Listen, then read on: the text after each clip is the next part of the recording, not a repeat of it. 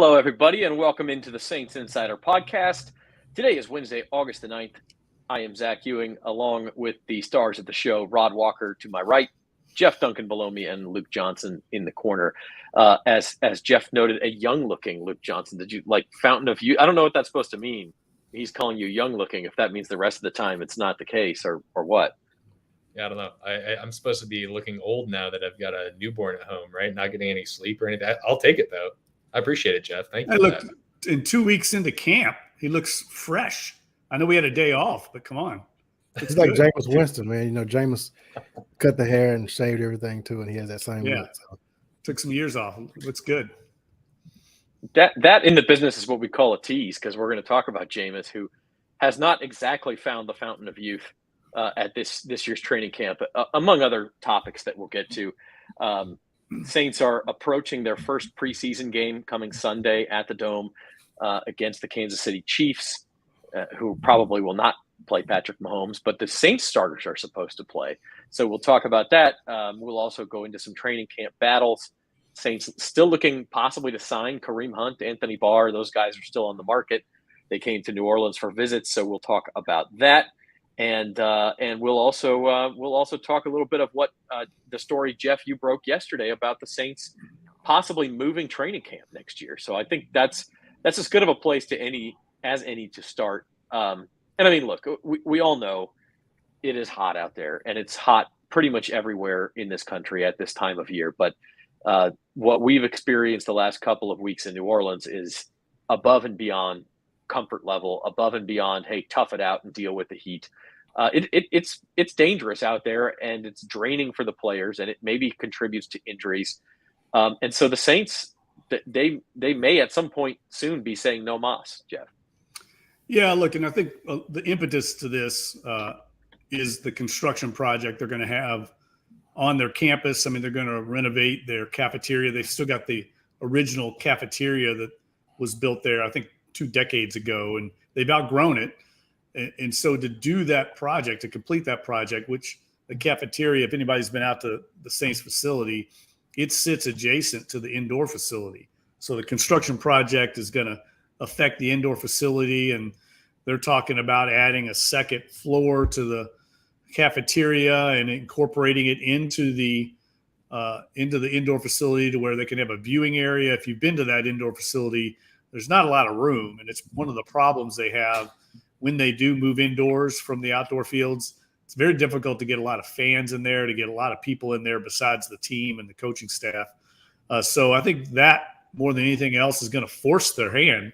They're going to have to probably take camp on the road 2024, maybe 2025, but for sure 2024. And so while they're there, I think they'd like to find a place, maybe they can call their own long-term.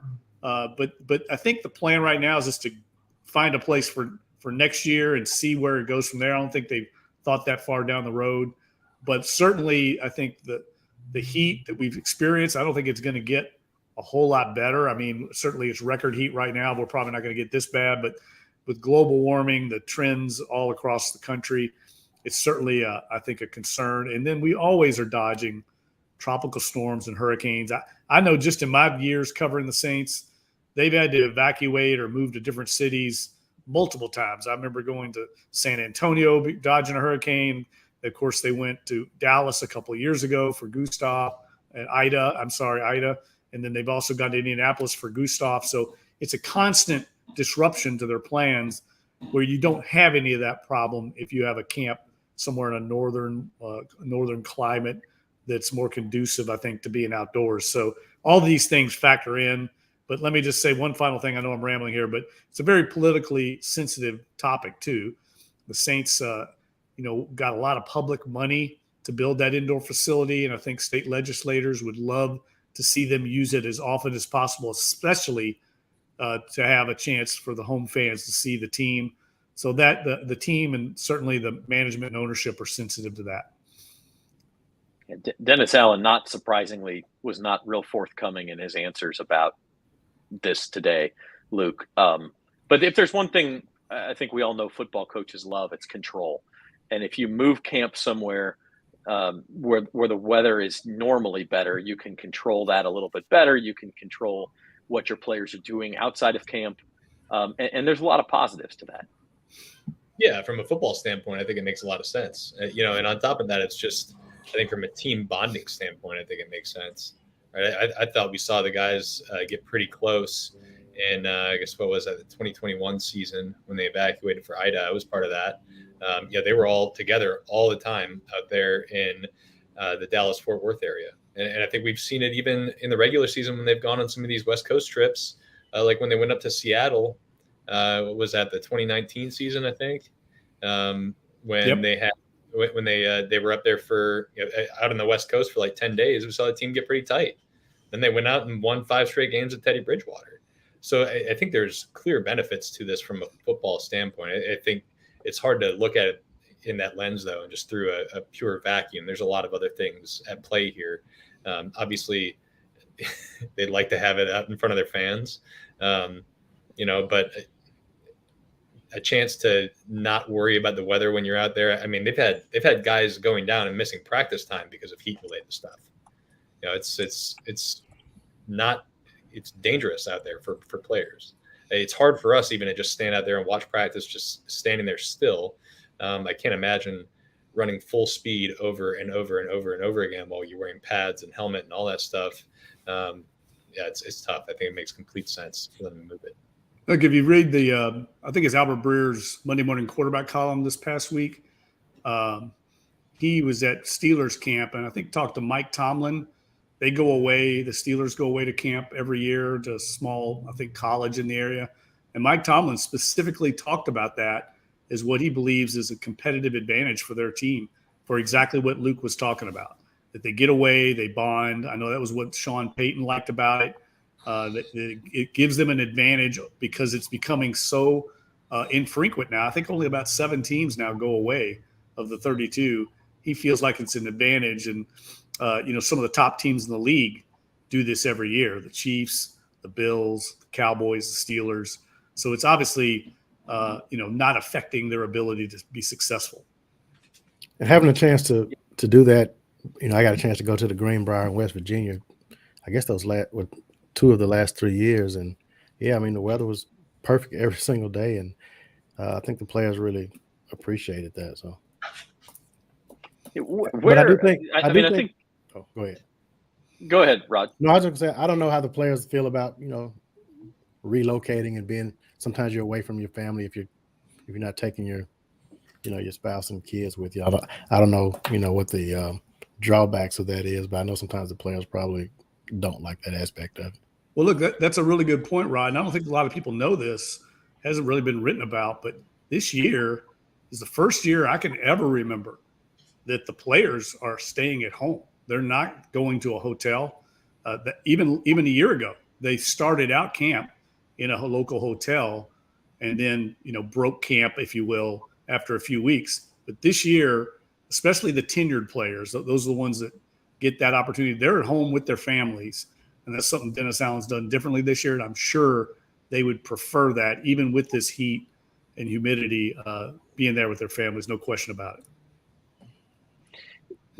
The natural question is, where would they move it? And if there's construction next year, it at least has to go somewhere for one season. The Greenbrier obviously has been in the Saints' past. They've been to California. They've been to La Crosse, Wisconsin. Any leads, Dunk, on where they could go? I mean, I know the Greenbrier is probably the first place that comes up in those discussions. No, I think it's way too early for that, Zach. I think they're just now considering what their options are going to be. But they do have to get on that somewhat quickly because these places, you can't just book it overnight, right? I mean, you got to have a lot of lead time. There's competition. The Browns went to the Greenbrier this year. So you have to kind of book that months, if not a year in advance. So it's something I'm sure they're going to start working on. But I get the sense just talking to people in the building that they kind of want to find someplace different, someplace to kind of put their stamp on, sort of the way Jim Moore and Jim Finks did with La Crosse. So it wouldn't surprise me if it was something completely different than what we're all speculating on right now. We do have an idea where they won't be next year, though, right, Jeff? Yeah, Jerry says Millsaps, and Dennis Allen put the right on kibosh cue on that. He's He said it will not be Millsaps, because to me, it's not a whole lot cooler up there. I mean, like, what are you really escaping? No, the hottest I've ever been at camp is Millsaps by far. I mean, they had a 2 fields, and one their actual practice field down below the field turf was so hot that Sean Payton refused to practice on it after a couple of tries because it just radiated heat. So they stayed up on the upper field. It got a little more breeze up there. But there's also some issues, I think, with the dorms. These operations have gotten a lot bigger, even in the last decade, 15 years. And I say the operations, I mean, there's just way more support staff, more coaches, just more people involved. I think they've kind of outgrown Millsaps, to be honest with you. And you're right. One of the conversations I had the other day about this, the top priority is, other than the NFL level facilities, is the climate. And Millsaps doesn't help you there. Well, I think maybe the answer, and you mentioned the Browns, is kind of a hybrid model. You go somewhere for a week, maybe 10 days, then you come back home when preseason games start, and you can have some practices for the fans, and maybe you get the best of both worlds at that point. But we'll see. As you say, it's a full year away, but they do need to kind of make some of those decisions as soon as possible. As far as this year's camp, again, preseason starts Sunday against the Chiefs. We're going to dig into that a little bit, but a couple of things to talk about first. And one is on Monday, and I guess yesterday as well, the Saints brought in Kareem Hunt and Anthony Barr, former Pro Bowlers at running back and linebacker, for visits to try to sign them as free agents. And there was even a report out there, Diana Rossini of ESPN said, hey, they're going to sign if they pass their physicals. And neither one of them did. They both left town without a deal. Kareem Hunt, however, they just reported he left Indianapolis without a deal today as well. So maybe the Saints are back in that picture. But I think more importantly, guys, what does it say that the Saints are still looking at these positions? We know they've had injuries at both places, but is there concern about depth there? I think at linebacker, you definitely should have some concerns just with because that was a position I was concerned about even heading into camp. And then Andrew Dowell goes down, and Demario Davis has missed, I guess this was his 3rd straight practice with an injury, dealing with his calf issue. So I do think they do have some depth issues at linebacker. I was a bit more surprised about the, them bringing in running back, but I'll let Luke or Jeff address that aspect of it, I guess. Well, I think at running back, I was surprised. I was surprised that it was somebody like Kareem Hunt, just because, he's a name guy. You kind of expect him to have maybe a little bit better situation out there than coming in and filling in for Alvin Kamara while Alvin Kamara is out. Because I don't really understand where he fits in that picture otherwise. They like what they have in Jamal Williams and Kendra Miller. Alvin's only going to miss 3 games. And I think you can look at it and say, well, maybe Kareem will fit into the kind of pass catching role. He's more proven in that capacity than Jamal Williams or Kendra Miller while Alvin's out. Maybe he's insurance in case either Jamal Williams or Kendra Miller gets hurt. But then you start to wonder, where does he fit in after week 3 is over? I don't really know exactly how that works. But Anthony Barr made sense. I mean, they are outside of Demario Davis and Pete Werner, they don't really have anybody on this roster who's proven they can play at a high level in the NFL as an off-ball linebacker. Dennis Allen was saying he liked what Zach Bond had shown in that Sam position, but he's still a little bit of a liability in coverage right now. I don't think you can put Zach Bond there at Will or Mike. And beyond him, I think your options are DeMarco Jackson, who's essentially a rookie. He missed all last year with an injury. And some guys like Ryan Connolly, or guys who haven't shown they can do it at the NFL level. I think it's a concern for him right now. It's a 2nd straight year it was, but the last year they were out signing Kiko Alonso and a bunch of other guys trying to get them to fit in, and then Caden Ellis comes out and has a huge season and gets rewarded with a big free agent contract. So you just never know, but they are looking for somebody who they feel they can really trust in that position if it comes to it. Yeah, I talked to DA about that today, and he made it clear that, this isn't something that they're losing sleep over. These aren't like huge high priority items. It's more wants than musts, if you will. They want to get these positions filled, but I think the biggest issue is just the guys that are behind the starters, Nephi Sewell and DeMarco Jackson, just haven't played a lot in the NFL. They don't have much on tape, and so as a head coach, you'd always like to have a proven commodity to fall back on just in case you have to go that route. And I agree with Luke. I mean, I think the running back situation is, I mean, that's like a worst case scenario if you get down to that. I mean, you've gone through 3 backs basically. So I don't. And look, if anybody watched Kareem Hunt play last year, he's in the Kareem Hunt that we saw a few years ago. I mean, this isn't the guy that's going to come in at this stage. I mean, he's probably the best you can find on the market other than a Dalvin Cook, who's going to cost way out of the Saints range. They're not going to be in that market. So you're looking for a role player that, has to understand what he's going to be coming into with the Saints. That this is Alvin Kamara's backfield, and you're basically coming in for a cameo appearance early in the season as a backup. So it's hard to get somebody to want to do that too, and to find the right pay range. So it's they're trying to thread the needle on this. So it didn't surprise me that they weren't able to reach a deal with either guy. You're listening to the Saints Insider podcast here on Wednesday, August the 9th. At least that's when we're recording it and broadcasting live.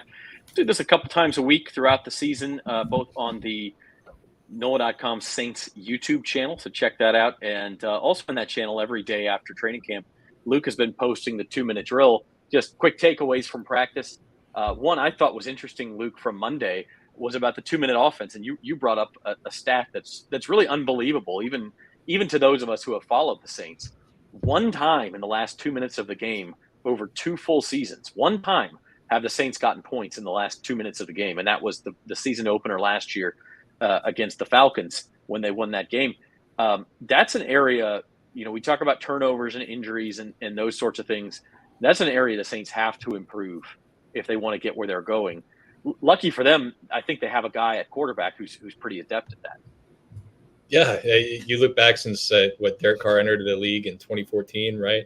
And Pro Football Reference keeps track of fourth quarter comebacks and game-winning drives. And Derek Carr has more of those in both categories than anybody else in the NFL since that time. It's a loaded stat. Sometimes these quarterbacks are playing for good teams are often playing in front, and they don't have to come from behind. Derek Carr has not been on a lot of really good teams, but I think historically he's been a guy who's very comfortable in those high-pressure situations. And I think the first time we saw him operate the 2-minute offense, he was really, really smooth. I think he went 6 for 6 in that practice drive and let him down there for, what was like a go-ahead field goal. He wasn't as smooth today, but I think it's still an area where they have to be better because there's not really getting worse than what they have been in the last 2 years. I think if you even include the 2-minute drives at the end of the first half, they have almost as many turnovers on those drives, which is 7, as they do drives that ended in points, either a touchdown or a field goal, which is 8. They have to get better at that. The NFL, the margins are so thin in the NFL that if you're not able to put those 2-minute drives together and get quick points at the end of a half, you're going to have a hard time winning games. Knowing that stat, I'm sorry, Rod. Just knowing that stat that they have seven turnovers and 8 scores in the last 2 minutes of the half, it's amazing they're even as mediocre as they have been. I mean, you hear that stat and you think that's a god awful team. Yeah, and that's the thing is that's the thing about this team. I think that some of these numbers they've been just atrocious in. They were god awful at forcing turnovers and turning the ball over last year. Their kicker had a really down year. I mean, really 2 straight years of kicking game hasn't been very good. They've dealt with injury after injury after injury after injury, and they were still in the playoff hunt both of those years. So I just amazing. You just wonder if they can get this stuff figured out. Like, how good can they be? I don't know. But that's stuff that you would imagine putting a veteran quarterback in, getting some better injury luck, getting some better luck in the turnover thing. If Will Lutz is able to put the last couple of years behind him, I mean, maybe they can be pretty good. But that's also, hoping everything else stays the same. It's hoping the aging defense can still play at the high level. There's just a lot of variables here, but I think they're making the right strides to turn around some of the areas that they've been really, really deficient the last 2 seasons. I think that line between good teams and bad teams in the NFL is pretty thin anyway. And what bad teams do are all those things that Luke mentioned, and that's usually the separator. So, yeah, they'll have to get those fixed. Going back to the 2-minute offense, though, I think what we have seen the past 2 days is just a high usage of the tight ends, which kind of what you expected. But, there was a lot of passes to Juwan Johnson on Monday, 3 passes during the 2-minute drill. Today it was a lot of Derek Carr to Jimmy Graham. So it was good to see those tight ends being used like that. And personally, I think the tight ends have been one of the bright spots in this camp so far. I think that was a position that I was concerned about before camp. And then obviously, they brought in Foster Moreau and Jimmy Graham and signed them in the offseason. So I think they've really upgraded at that position. Let's be careful here before Jeff gets on a Taysom Hill tangent. Yeah, Taysom Hill. When Taysom Hill is your 4th tight end, you're in good shape at tight end. I think that's the strength of their offense right now. I really do. I mean, they've got 4 good ones there. I mean, really 5 with Lucas Kroll, who I know is out right now. But you all make great points. I think what's clear is Derek Carr is very comfortable in the 2-minute offense. He looks in command, in control, and that's something we haven't seen since Drew Brees was here. And if they can just turn around a few of those into points, this team's going to be in a lot of close games. I think they had 11 one-score games last year. They were 5-6 in those games. So if they just start getting a few more turnovers, make a few more field goals, convert some of these 2-minute drives, they should be able to win 3 or 4 more games. But this is also against a bad schedule in a bad division. I still don't know, in spite of all that, are they able to compete with the elite teams in the league? I think that's still a question we don't know about. I agree with that. Yeah, I mean, I think if you're getting home playoff games, then you worry about that at that point, right? Like exactly. you get there and you're happy. That's the goal, right? Yeah. But August is about optimism in the NFL, and the training. Every team thinks they're going to be better in training camp. There's a lot of sunshine, and the Saints are no different this year. I think people think they'll be better, especially against that schedule. Let's talk just a minute about one aspect of training camp that has not been good. We talked about Carr. Well, the second string quarterback, Jameis Winston. Rod, you and I were talking about this briefly today. He's just not had a good camp. I mean, it's been turnovers, it's been missed throws. What have you observed from Jameis Winston? Yeah, it seems like every day we see the team drills. Well, not every day, but I mean most of the days when the offense is doing pretty well, you'll see Derek Carr come in and he'll have a pretty good drive.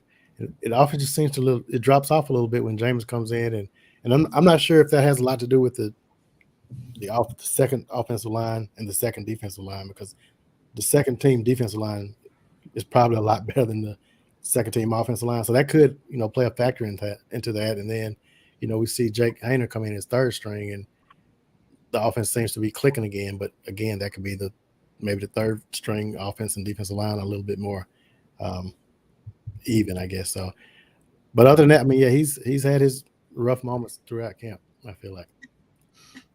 And he's a guy who everyone was – we talk about August optimism. A year ago, we were all talking about how improved he was, and this was really his chance to take the reins of the offense. And injuries got in the way of that, Luke, but he doesn't seem like he's on that trajectory right now. Yeah, and, I think the thing that I constantly come back to when I'm watching Jameis is that he just good quarterbacks make things look really easy. Right. And usually that's because everything's on time, and that everything just doesn't seem on time when Jameis gets in there. And I think that's kind of what held him back. Even when he was in the starting lineup, it's when there's pressure or when there's a window that closes, things just kind of start to get a little bit chaotic. And then it's extending plays and trying to hope something opens up downfield, and it's just so different than this kind of offense that we grew accustomed to with Drew Brees, where it's hitting the top of his drop and the ball's out and he knows exactly where it's going. It's just disjointed right now with Jameis in there, and some of it might be the second team offensive line and thrown to second team receivers and guys he's not used to working with. I do think Rod makes a good point about I think the second team defensive line is way ahead of the second team offensive line. We're seeing some guys who could be starting level players in there. But it needs to be better. I think Jake Hayner's had a more impressive camp than Jameis has right now. But I still don't think that means we're going into the season talking about should Jake Hayner be the number 2 ahead of Jameis, because Jameis, he's easily the most experienced backup quarterback in the NFL right now, right? And he's been in this system now for 2020 was his first year, so this is his 4th season in the system. He knows what he's doing. I think they just need to get him on schedule. I think that needs to happen over these next couple of weeks. Well, the good news is I think Derek Carr's missed less than a handful of games in his career, right? He's been very durable. I think the worst case scenario that I see, if you want to imagine the worst case scenario, you got a new left tackle, and what could be a new left guard if James Hurst ends up winning that position or Andres Pete's not ready. That's your blind side of your Derek Carr. And the big struggles Trevor Penning's had is in pass protection. There's no doubt. I mean, Carl Granderson wears him out daily in practice. So that's your worst case scenario, Saints fans, is Carr goes down, you go to the backup, and we just see what I think both Rod and Luke said. It's just an inconsistency with Jameis. He can make some of the best throws you'll see, but there's not enough carryover from play to play. And I think a lot of it goes back to the fact that he's just not sure of himself, I think, on every given play, the way you see Derek Carr. And that's probably why he's not the starting quarterback right now, is that inconsistency. Just to be clear, though, and you hear fans say this because fans hear, observations from training camp about how great Jake Hayner looked and how much Jameis Winston struggled. But just to be clear, none of us are saying that Jake Hayner is going to be the backup quarterback. Just to reiterate what you said, Luke, there's a lot of reasons why: experience, contract situation, rookie contract, et cetera. Is there any – now, having said that, Dennis Allen was asked that question or some form of that question today, and he didn't totally shut it down. He said nothing is inconceivable, I think was the quote. Is there any way, barring injury, that Jameis could get past for that spot on the 2 deep? I mean, yes, I think there is a way, but I mean, it's like a very, very narrow path to that point. I think Jameis would really, really, really have to struggle the rest of the camp and in the preseason games, and for Hayner to really shine for that to be like a legitimate conversation. I still think, Jameis is a really, really talented guy. I think they just got to get him right. I don't think he's been right yet during training camp. I think it's still there. I think he's still a good backup quarterback option, but they've got to do some work with him for sure. Yeah, I don't think Jameis can lose the backup spot in training camp. I mean, he could. The only way I think he loses is if we get into week 5 and Carr goes down, and kind of like what Luke or Jeff said, but he'd have to really struggle for Hayner to pass him. I just don't think that could happen in training camp. No way. I mean, look, DA is a pretty conservative guy by nature. We've talked about him wanting veteran players. He's not going to go stick Jake Hayner. This is a huge year for Dennis Allen, right?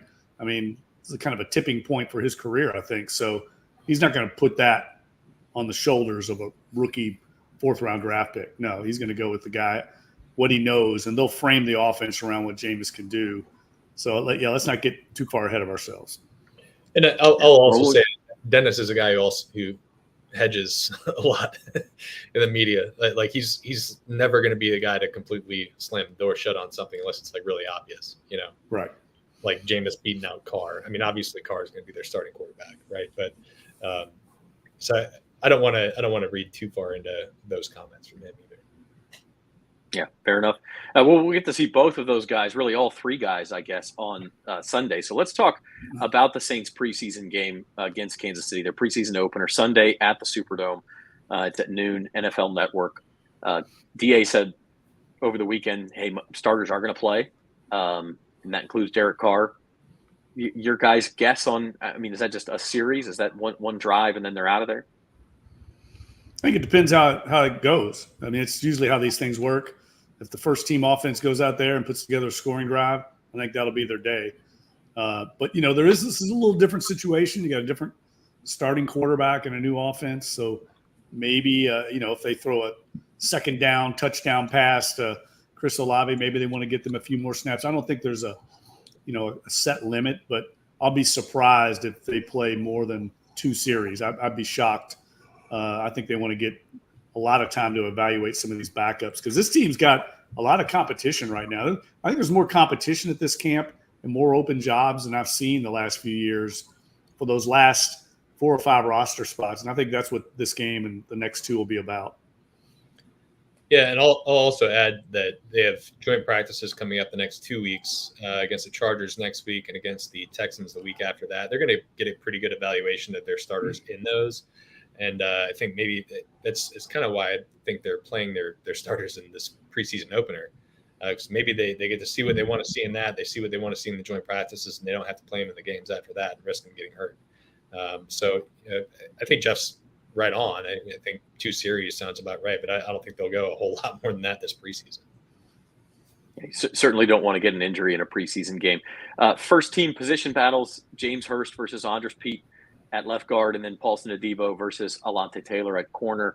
But again, you're not going to go get, especially Andres Pete, who's already hurt. You're not going to run him out there and try to get an evaluation this Sunday. So having said that, Rod, what do you look out for Sunday's game? What will you have your eye on? The matchup you mentioned, the Alontae Taylor and Paulson Adebo, just because, I was kind of looking at some of the Kansas City Chiefs, some of their highlights from their camp, and Justin Ross, their receiver in his second season, he's had a really good, it seems like every day they're talking about him, and I just kind of want to see how he matches up against Adebo or Taylor or even Marshawn and just see how those guys do. But that Adebo, right now, I give the edge to Adebo, a slight edge, and I think Alontae will end up playing in the, in the slot corner position, but I'm really looking forward to seeing how Justin Ross matches up against Adebo and Alontae Taylor. I tell you, anything else, guys? Well, look, a guy to watch that Rod pointed out in his column this week, and I know Luke's pointed him out, is Ike Yadam. I mean, this is a guy that when I talked to Dennis Allen after practice today, he unsolicited brought his name up.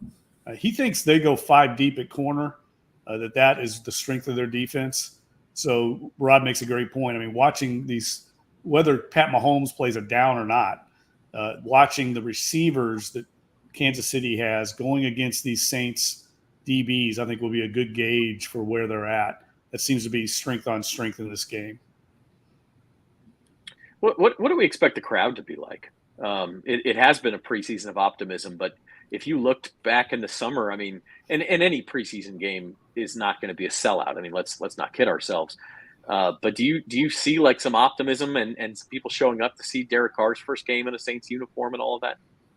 Yeah, I mean, I think the crowd's going to be a lot better because DA said the starters are going to play. Yeah, I think people are going to show up to go see Derek Carr, even if it's only for 8-9 plays. I know. I mean, if I were a fan of the Saints, I'd probably want to go to that game and just see that firsthand.